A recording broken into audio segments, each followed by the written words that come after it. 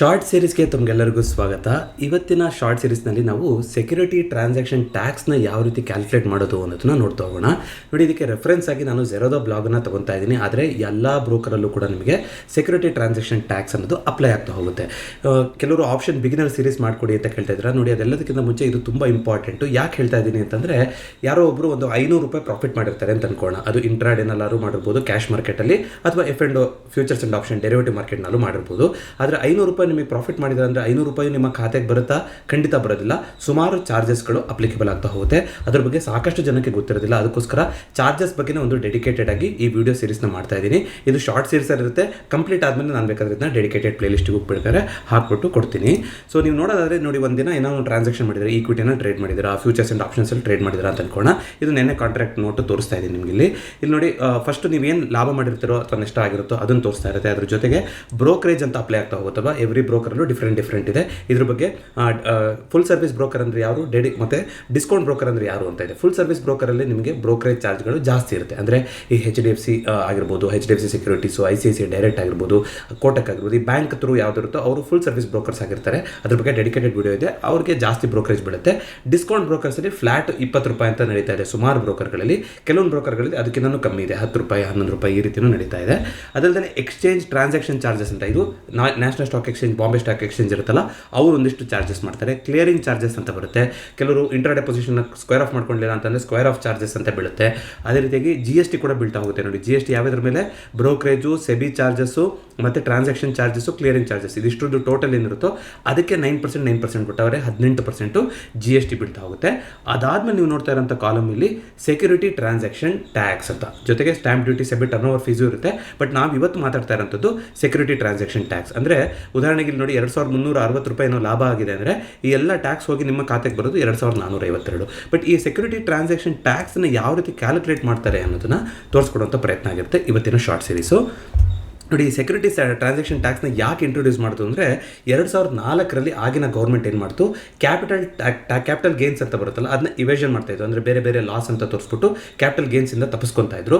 ಆ ರೀತಿ ಆಗಬಾರ್ದು, ಎಲ್ಲರಿಗೂ ಟ್ಯಾಕ್ಸ್ ಬೀಳಬೇಕು ಅಂತ ಏನು ಮಾಡಿದ್ರು, ಸೆಕ್ಯೂರಿಟಿ ಟ್ರಾನ್ಸಾಕ್ಷನ್ ಟ್ಯಾಕ್ಸ್ ಅಂತ ತಂದರು. ಆದರೆ ಕ್ಯಾಪಿಟಲ್ ಗೇನ್ ಲಿಮಿಟ್ ಇತ್ತು ಅವಾಗ. ಅಂದರೆ ನಿಮಗೆ ಇಷ್ಟು ದುಡ್ಡಿಂದ ಮೇಲ್ ಮಾಡಿದ್ರೆ ಕ್ಯಾಪಿಟಲ್ ಗೇನ್ ಅಂತ ನೀವು ಕೊಡಬೇಕು ಅಂತ, ಅದನ್ನು ತೆಗೆದು ಹಾಕಿದ್ರು. ಕ್ಯಾಪಿಟಲ್ ಗೇನ್ ಇರೋದಿಲ್ಲ. ಅಂದರೆ ನೀವು 1 ವರ್ಷಕ್ಕಿಂತ ಜಾಸ್ತಿ ನೀವು ಎಷ್ಟಾದರೂ ಹೂಡಿಕೆ ಮಾಡಿದ್ರಿ, ಲಾಂಗ್ ಟರ್ಮ್ ಕ್ಯಾಪಿಟಲ್ ಗೇನ್ ಏನಿತ್ತು ಅದಕ್ಕೆ ಯಾವುದೇ ರೀತಿಯಾದ ಟ್ಯಾಕ್ಸ್ನ ಭರಿಸ್ತಾ ಇರಲಿಲ್ಲ. ಬದಲಿಗೆ STTನ ಪೇ ಮಾಡಿ, ಸೆಕ್ಯೂರಿಟಿ ಟ್ರಾನ್ಸಾಕ್ಷನ್ ಟ್ಯಾಕ್ಸ್ನ ಪೇ ಮಾಡಿ, ಕಂಪಲ್ಸರಿ ಇದು ಅಂತ ಮಾಡಿದ್ರು. ಅದು ಅದೇ ರೀತಿ ನಡ್ಕೊಳ್ತಾ ಬಂದಿತ್ತು. ಇತ್ತೀಚೆಗೆ 2019 ತನಕ ನಿಮಗೆ ಲಾಂಗ್ ಟರ್ಮ್ ಕ್ಯಾಪಿಟಲ್ ಗೇನ್ಗೆ ಯಾವುದೇ ರೀತಿಯಾದಂಥ ಟ್ಯಾಕ್ಸ್ ಇರಲಿಲ್ಲ. ಅಂದರೆ ಈಕ್ವಿಟಿ ಮಾರ್ಕೆಟ್ನಲ್ಲಿ, ಅಂದರೆ ಸ್ಟಾಕ್ ಮಾರ್ಕೆಟ್ನಲ್ಲಿ ನೀವು ಬಂದು ಹೂಡಿಕೆ ಮಾಡಿದಿರಾ ಅಂತಂದರೆ 1 ವರ್ಷ ತನಕ ಎಲ್ಲಿ ಹೂಡಿಕೆ ಮಾಡಿದ್ರೋ ಅದನ್ನ ಹಾಗೆ ಇಟ್ಕೊಂಡಿದ್ರಿ ಅಂದರೆ 1 ವರ್ಷ ಆದಮೇಲೆ ನಿಮಗೆ ಎಷ್ಟೇ ಲಾಭ ಆದರೂ ಕೂಡ ಆ ಲಾಭಕ್ಕೆ ಟ್ಯಾಕ್ಸ್ ಅನ್ನೋದು ಬೀಳ್ತಾನೆ ಇರಲಿಲ್ಲ. ಇದನ್ನ ನಾವು ಲಾಂಗ್ ಟರ್ಮ್ ಕ್ಯಾಪಿಟಲ್ ಗೇನ್ ಅಂತೀವಿ. ಕ್ಯಾಪಿಟಲ್ ಗೇನ್ ಬಗ್ಗೆ ಡೆಡಿಕೇಟೆಡ್ ವಿಡಿಯೋ ಇದೆ.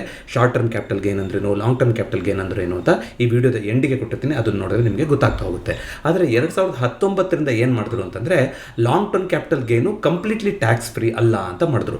ಮೊದಲ 1 ಲಕ್ಷ ಪ್ರಾಫಿಟ್ ಏನು ಬಂದಿರುತ್ತೆ ನಿಮಗೆ, ಅದು ಟ್ಯಾಕ್ಸ್ ಫ್ರೀ ಆಗಿರುತ್ತೆ. 1 ಲಕ್ಷಕ್ಕಿಂತ ಜಾಸ್ತಿ ಪ್ರಾಫಿಟ್ ಬಂದಿದೆ ಅಂತಂದರೆ, ನೀವು ದೀರ್ಘಾವಧಿನಲ್ಲಿ ಹೂಡಿಕೆ ಮಾಡಿ 1 ವರ್ಷಕ್ಕಿಂತ ಜಾಸ್ತಿ ಹೂಡಿಕೆ ಮಾಡಿ ಇಟ್ಕೊಂಡಿದ್ದೀರಾ ಅಂದರೆ ಯಾವುದಾದ್ರು ಕಂಪನಿಯ ಸ್ಟಾಕನ್ನು, ಅದನ್ನು ನಾವು ದೀರ್ಘಾವಧಿ ಹೂಡಿಕೆ ಅಂತ ಕರೀತಾರೆ ಟ್ಯಾಕ್ಸ್ ಭಾಷೆಯನ್ನು ನೋಡೋದಾದರೆ.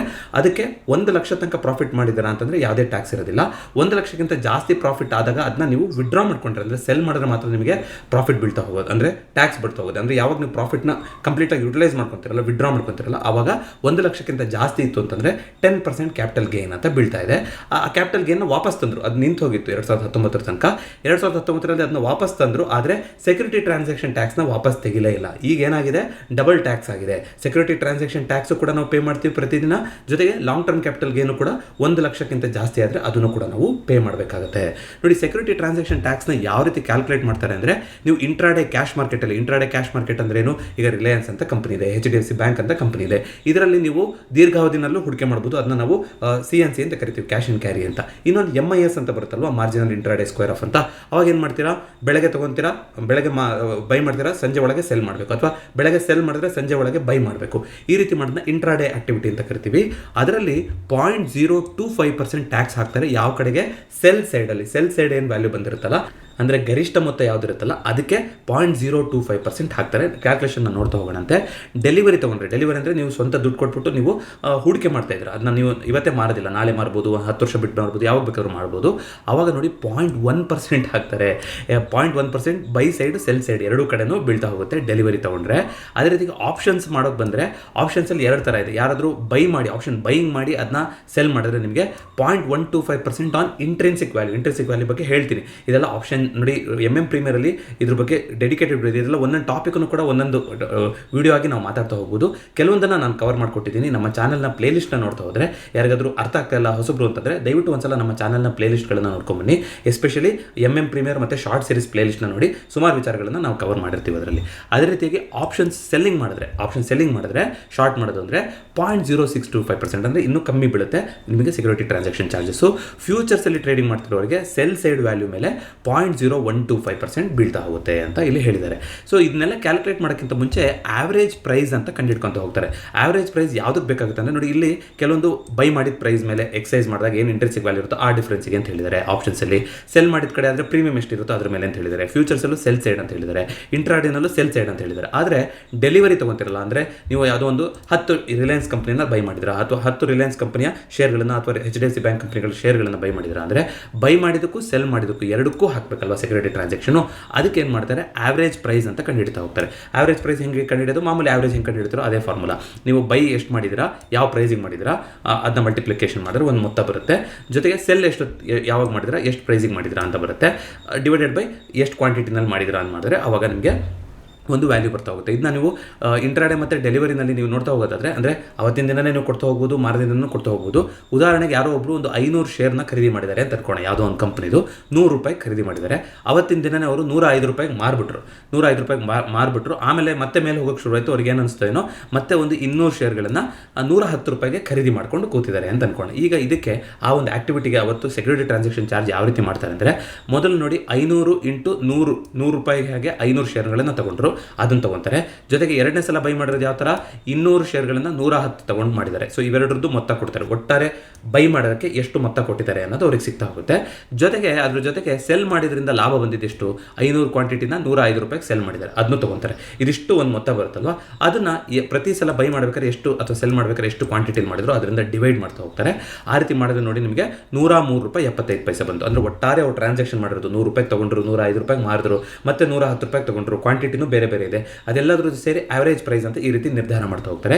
ಈ ಆವರೇಜ್ ಪ್ರೈಸ್ ಏನಿರುತ್ತಲ್ಲ ಇದಕ್ಕೆ ಅವರು ಸೆಕ್ಯೂರಿಟಿ ಟ್ರಾನ್ಸಾಕ್ಷನ್ ಚಾರ್ಜನ್ನು ಹಾಕ್ತಾರೆ. ಆವರೇಜ್ ಪ್ರೈಸಿಗೆ ಎಷ್ಟು ಬೀಳುತ್ತೆ, ಡೆಲಿವರಿ ಆದರೆ 0.1%, ಇಂಟ್ರಾಡೇ ಆದರೆ 0.025% ಬೀಳ್ತಾ ಹೋಗುತ್ತೆ. ಸೊ ಈ ಉದಾಹರಣೆಯಲ್ಲಿ ನೋಡಿ 0.025% ಹಾಕಿದ್ದಾರೆ. ಯಾಕೆಂದರೆ ಇದು ಒಂದು ಇಂಟ್ರಾಡೇ ಆಗಿತ್ತು. ₹500 ಕ್ವಾಂಟಿಟಿ ತಗೊಂಡ್ರು, ಅವತ್ತೇ ಸೆಲ್ ಮಾಡಿದ್ರು. ಇನ್ನು 200 ಕ್ವಾಂಟಿಟಿನ ತಗೊಂಡಿದ್ದಾರೆ, ಸೆಲ್ ಮಾಡಿಲ್ಲ ಅಲ್ವಾ. ಸೊ ಅದಕ್ಕೆ ಬರೀ ತಗೊಂಡಿದ್ದಕ್ಕೆ ಅದು ಲಾಂಗ್ ಟರ್ಮ್ ಅಂತ ಆಗೋಯ್ತು. ಅದಕ್ಕೋಸ್ಕರ ಅದೇನೋ ಲಾಂಗ್ ಟರ್ಮ್ ಅಂದರೆ MIS ಅಂತ ಆಗಲಿಲ್ಲ, CNC ಅಂತ ಆಗೋಯ್ತು. ಅದಕ್ಕೆ ನೋಡಿ 0.1% ಬಿದ್ದಿದೆ. ಸೊ ಇದ್ರ ಬಗ್ಗೆ ಗೊತ್ತಾಗ್ತಾ ಇದೆ ಅಂತ ಅನ್ಕೊಂತೀನಿ. ಇಂಟ್ರಾಡೇ ಆದರೆ 0.025% ಬೀಳುತ್ತೆ ಆವರೇಜ್ ಪ್ರೈಸಿಗೆ. ಡೆಲಿವರಿ ಅಂತ ನೀವು ಮಾಡ್ತಾ ಇದ್ದೀರಾ ಅಂತಂದರೆ 0.1% ಬೀಳುತ್ತೆ STT ಚಾರ್ಜಸ್ಸು. ಸ್ವಲ್ಪ ಇಂಟ್ರಾಡೇ ಡೆಲಿವರಿಗೆ ಕಾಂಪ್ಲೆಕ್ಸ್ ಇದೆ, ಬೇರೆದಕ್ಕೆಲ್ಲ ಸುಲಭವಾಗಿದೆ. ಫ್ಯೂಚರ್ಸ್ ನೀವು ನೋಡೋದಾದರೆ ಒಂದು ಲಾಟ್ ಫ್ಯೂಚರ್ ಕಾಂಟ್ರಾಕ್ಟ್ ಅಂದರೆ 50 ಯೂನಿಟ್ ಇದೆ ಅಲ್ವಾ. ಸೊ ಒಂದು ಯೂನಿಟಿಗೆ ಸರಿಸುಮಾರು 15,000 ಬೆಲೆ ನಡೀತಾ ಇದೆ ಅಂದರೆ ಒಂದು ಲಾಟ್ ನೀವು ತಗೋಬೇಕು ಅಂದರೆ 7.5 ಲಕ್ಷ ಬೇಕಾಗುತ್ತೆ ಫ್ಯೂಚರ್ಸಲ್ಲಿ. ಸೊ 7.5 ಲಕ್ಷ ಅಂದರೆ ಸೆಲ್ ವ್ಯಾಲ್ಯೂ ಏನಿದೆಯಲ್ಲ 7.5 ಲಕ್ಷ ಫ್ಯೂಚರ್ ಕಾಂಟ್ರಾಕ್ಟ್ ವ್ಯಾಲ್ಯೂ, ಅದಕ್ಕೆ ಇಂಟು 0.0125% ಹಾಕ್ತಾರೆ. ₹93.75 ಅಂತ ಬರುತ್ತೆ. ನೋಡಿ ಸೆಕ್ಯೂರಿಟಿ ಟ್ರಾನ್ಸಾಕ್ಷನ್ ಟ್ಯಾಕ್ಸಲ್ಲಿ ಯಾವ ರೀತಿ ಮಾಡ್ತಾರೆ ಅಂದರೆ 50 ಪೈಸೆಗಿಂತ ಜಾಸ್ತಿ ಬಂದಿದೆ ಅಂದರೆ ಅದನ್ನು ನೆಕ್ಸ್ಟ್ ನಂಬರಿಗೆ ರೌಂಡ್ ಆಫ್ ಮಾಡಿಬಿಡ್ತಾರೆ. 50 ಪೈಸೆಗಿಂತ ಕಮ್ಮಿ ಬಂದಿದೆ ಅಂತಂದರೆ ಅದ್ರ ಹಿಂದಿನ ನಂಬರಿಗೆ ರೌಂಡ್ ಆಫ್ ಮಾಡಿಬಿಡ್ತಾರೆ. ಅಂದರೆ ಈಗ ₹93.75 ಅಂತ ಬಂದಿರೋದ್ರಿಂದ 94 ಅಂತ ಮಾಡಿಬಿಡ್ತಾರೆ. ಒಂದು ವೇಳೆ ₹93.25 ಅಥವಾ ₹93.40 ಅಂತ ಬಂದಿತ್ತು ಅಂದರೆ ಅದನ್ನ ₹93 ಅಂತ ಮಾಡಿಬಿಡ್ತಾ ಇದ್ರು. ಸೊ ಫ್ಯೂಚರಿಗೆ ಈ ರೀತಿ ಆಗಿರುತ್ತೆ ಕ್ಯಾಲ್ಕುಲೇಷನು. ಆಪ್ಷನ್ಸ್ ಅಂತ ಬಂತು ಅಂತಂದರೆ ಈಗ ಉದಾಹರಣೆಗೆ 17,000 ಒಂದು ಸ್ಟ್ರೈಕ್ ಪ್ರೈಸ್ದು ನೀವೊಂದು ಕಾಲ್ ಆಪ್ಷನ್ನ ಸೆಲ್ ಮಾಡಿದ್ದೀರಾ ಅಂತ ಅನ್ಕೋಣ. 17,000ಕ್ಕೆ ಸೆಲ್ ಮಾಡಿಬಿಟ್ಟಿದ್ದೀರಾ ಕಾಲ್ ಆಪ್ಷನ್ನ. ಸೆಲ್ ಮಾಡಬೇಕು ಅಂದರೆ ಈಗ ಪ್ರೀಮಿಯಮ್ ₹60 ನಡೀತಾ ಇತ್ತು ಅಂತ ಅನ್ಕೋಣ. ನೀವು ಆಪ್ಷನ್ ರೈಟಿಂಗ್ ಮಾಡ್ತಾ ಇದ್ದೀರಾ, ಸೆಲ್ಲಿಂಗ್ ಮಾಡ್ತಾ ಇದ್ರೆ ಏನು ಮಾಡ್ತಿರ್ತೀರಾ, ಪ್ರೀಮಿಯಮ್ನ ಕಲೆಕ್ಟ್ ಮಾಡ್ಕೊತಾ ಇರ್ತೀರಾ. ಸೊ ನಿಮಗೆ ಒಂದು ಲಾಟಿಗೆ 50 ನಡೀತಾ ಇದೆ ನಿಫ್ಟಿ. ಈಗ 50 × ₹60 ಪ್ರೀಮಿಯಮ್ ಅಂದರೆ ₹3,000 ನಿಮಗೆ ಪ್ರೀಮಿಯಮ್ನ ನೀವು ಕಲೆಕ್ಟ್ ಮಾಡ್ಕೊತೀರಾ. ಅಂದರೆ ಆ ರೀತಿಗೆ ನೀವು ಸೆಲ್ ಮಾಡ್ತಾ ಇದ್ರಲ್ವಾ. ಸೊ ಆ ರೀತಿ ನೀವು ಸೆಲ್ ಮಾಡಿದ್ರೆ ಕೊನೆಗೆ ಏನಾಯಿತು, ನಿಮಗೆ ಶಾರ್ಟ್ ಮಾಡಿದ್ದಕ್ಕೆ ಆ 3,000 ರೂಪಾಯಿನೂ ನೀವು ಅಷ್ಟನ್ನು ನೀವು ಪ್ರೀಮಿಯಮ್ನ ಕಲೆಕ್ಟ್ ಮಾಡ್ಕೊಂಡ್ರಿ, 60 ರೂಪಾಯಿ ನಿಮ್ಗೆ ಸಿಕ್ತು ಅಂದರೆ ಇಂಟು 0.0625%, ಅಂದರೆ ಅದು ತೀಟಾ ಡಿ ಕೆ ಆಗೋಯ್ತು, 0 ಆಗೋಯ್ತು ಅಂತಂದರೆ ಸೊ 3,000 ರೂಪಾಯಿ ನಿಮಗೆ ಬಂತು ಪ್ರೀಮಿಯಮು. ಆ ಪ್ರೀಮಿಯಮ್ ಏನು ಕಲೆಕ್ಟ್ ಮಾಡ್ಕೊಂಡಿರ್ತಾರಲ್ಲ ಅದಕ್ಕೆ 0.0625% ಬೀಳ್ತಾ ಹೋಗುತ್ತೆ. ₹1 87 ಪೈಸೆ ಬಂದಿದೆ, ಆದರೆ ಅದನ್ನ ₹2 ಅಂತ ರೌಂಡ್ ಆಫ್ ಮಾಡ್ತಾ ಹೋಗ್ತಾರೆ. ಯಾಕಂದರೆ ಆಗಲೇ ಹೇಳ್ದಂಗೆ 50 ಪೈಸೆಗಿಂತ ಜಾಸ್ತಿ ಇದ್ದರೆ ರೌಂಡ್ ಆಫ್ ಮಾಡ್ತಾರೆ. ಸೊ ಆಪ್ಷನ್ ಸೆಲ್ಲಿಂಗ್ ಮಾಡ್ತಾ ಇದ್ದೀರಾ ಅಂತಂದರೆ ನೀವು ಎಷ್ಟು ಪ್ರೀಮಿಯಮ್ನ ಕಲೆಕ್ಟ್ ಮಾಡ್ಕೊಂಡ್ರಿ, ಅಂದರೆ ಬೇಸಿಕಲಿ ಎಷ್ಟು ಲಾಭ ಮಾಡಿದ್ರೋ ಅದಕ್ಕೆ ಇಂಟು 0.0625%ನ ಮಲ್ಟಿಪ್ಲೈ ಮಾಡ್ತಾರೆ. ಆಗ ಬರುವಂಥದ್ದು ಅದು ನಮ್ಮ ಸೆಕ್ಯೂರಿಟಿ ಟ್ರಾನ್ಸಾಕ್ಷನ್ ಟ್ಯಾಕ್ಸ್ ಆಗಿರುತ್ತೆ. ಆಪ್ಷನ್ ಬೈಯಿಂಗ್ ಮಾಡಿದ್ರೆ ಯಾವ ರೀತಿ ಅಂತಂದರೆ ನೋಡಿ, 17,300 ಈಗ ನೀವು ಒಂದು ಕಾಲ್ ಆಪ್ಷನ್ನ ಬೈ ಮಾಡ್ತೀರಾ ಅಂತ ಅನ್ಕೊಳ್ಳೋಣ, ಆಯಿತಾ. ಈಗ ಅದು ಮೇಲ್ಗಡೆ ಹೋಯಿತು ಮಾರ್ಕೆಟ್, ನೀವು ಅನ್ಕೊಂಡಂಗೆ 17,350ಕ್ಕೆ ಹೋಯಿತು ಸ್ಪಾಟ್ ಪ್ರೈಸ್. ಇವಾಗ 17,350ರಲ್ಲಿ ನಡೀತಾ ಇದೆ. ಈಗ ನೀವು ಸೆಲ್ ಮಾಡ್ತೀರಾ, ನೀವು ಎಷ್ಟೋ ಒಂದು ರೇಟಿಗೆ ತೊಗೊಂಡಿರ್ತೀರ, ಸೆಲ್ ಮಾಡ್ತೀರಾ. ಸೆಲ್ ಮಾಡೋಕೆ ಹೋದರೆ ಏನು ಮಾಡ್ತಾರೆ ಅಂತಂದರೆ ಇಂಟ್ರಿನ್ಸಿಕ್ ವ್ಯಾಲ್ಯೂನ ಕಂಡುಹಿಡ್ತಾರೆ. ಇಂಟ್ರಿನ್ಸಿಕ್ ವ್ಯಾಲ್ಯೂ ಅಂದ್ರೆ ಏನು, ನಿಮ್ಮ ಈಗ ಸ್ಪಾಟ್ ಪ್ರೈಸ್ ಏನು ನಡೀತಾ ಇದೆ ಮೈನಸ್ ನೀವು ಯಾವ ಸ್ಟ್ರೈಕ್ ಪ್ರೈಸಲ್ಲಿ ತೊಗೊಂಡಿದ್ರಿ ಅಂತ. ಅಂದರೆ ಈಗ ಸ್ಪಾಟ್ ಪ್ರೈಸು 17,350 ನಡೀತಾ ಇದೆ, ನೀವು 17,300ಕ್ಕೆ ತೊಗೊಂಡ್ರಿ. ಸೊ ಎರಡರದ್ದು ನಿಮಗೆ ಇಂಟ್ರಿನ್ಸಿಕ್ ವ್ಯಾಲ್ಯೂ ಎಷ್ಟು ಬಂದಿದೆ, 50 ಅಂತ ಬಂದಿದೆ. ಎಷ್ಟು ಕ್ವಾಂಟಿಟಿ ಬೈ ಮಾಡಿದ್ರೆ 50 ಬೈ ಮಾಡಿದ್ರೆ into 0.125% into intrinsic value into ಎಷ್ಟು ಕ್ವಾಂಟಿಟಿ ಬೈ ಮಾಡಿದ್ರೆ ಅಂದರೆ ಅದೊಂದು ನಂಬರ್ ಬರುತ್ತೆ. ₹3.12 ಬಂದಿದೆ, ₹3 ಅಂತ ರೌಂಡ್ ಆಫ್ ಮಾಡಿದ್ದಾರೆ. ನೋಡೋದಾದ್ರೆ ಆಪ್ಷನ್ ಸೆಲ್ಲಿಂಗಲ್ಲಿ ಸ್ವಲ್ಪ ಅದೇ ನೀವು ಪ್ರೀಮಿಯಮ್ ಎಷ್ಟು ಕಲೆಕ್ಟ್ ಮಾಡಿರ್ತೀರ ಅದ್ರ ಮೇಲೆ ಡಿಪೆಂಡ್ ಆಗುತ್ತೆ. ಬಟ್ ಆಪ್ಷನ್ ಬೈಯಿಂಗಲ್ಲಿ ನೀವು ಎಷ್ಟು ಲಾಭ ಜಾಸ್ತಿ ಮಾಡ್ಕೊಂಡ್ರೂ ಅಲ್ಲಿ ನಿಮಗೆ ಸೆಕ್ಯೂರಿಟಿ ಟ್ರಾನ್ಸಾಕ್ಷನ್ ಟ್ಯಾಕ್ಸು ಆ ರೀತಿ ವೇರಿಯೇಷನ್ ಆಗುವಂಥ ಸಾಧ್ಯತೆ ಇರುತ್ತೆ. ಇದಿಷ್ಟು ಸೆಕ್ಯೂರಿಟಿ ಟ್ರಾನ್ಸಾಕ್ಷನ್ ಟ್ಯಾಕ್ಸ್ನ ಯಾವ್ಯಾವುದಕ್ಕೆ ಯಾವ್ಯಾವ ರೀತಿ ಮಾಡ್ತಾರೆ ಅಂತ. ಮತ್ತೆ ನೋಡಿ 2004ರಲ್ಲಿ ಬಂದಿತ್ತು, ಅವಾಗ ಕ್ಯಾಪಿಟಲ್ ಗೇನ್ಸಿಗೆ ನಮಗೆ ಅನುವು ಮಾಡಿಕೊಟ್ಟಿದ್ರು.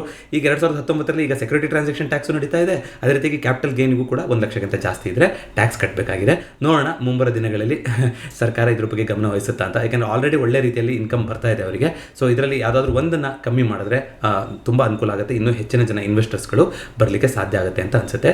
ಇದು ಇವತ್ತಿನ ಶಾರ್ಟ್ ಸೀರೀಸ್ ಆಗಿತ್ತು. ಈ ವಿಡಿಯೋ ಇಷ್ಟ ಆಗಿರೋ ದಯವಿಟ್ಟು ವಿಡಿಯೋನ ಲೈಕ್ ಮಾಡಿ, ಚಾನಲ್ಗೆ ಸಬ್ಸ್ಕ್ರೈಬ್ ಮಾಡಿ. ಮತ್ತೊಮ್ಮೆ ಭೇಟಿಯಾಗೋಣ. ಎಲ್ಲರಿಗೂ ನಮಸ್ಕಾರ.